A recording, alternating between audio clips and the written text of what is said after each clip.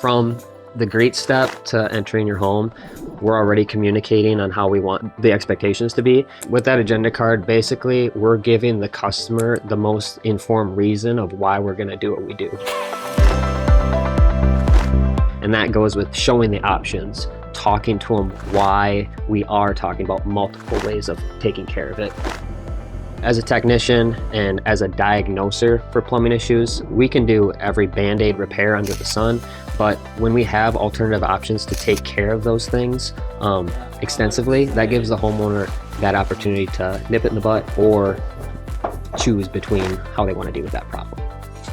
I think that anyone can look up how to do something, but for them to trust somebody to come into their home, into an intimate place, and to do anything, it's why they reach out to us, is because we are transparent with everything we do.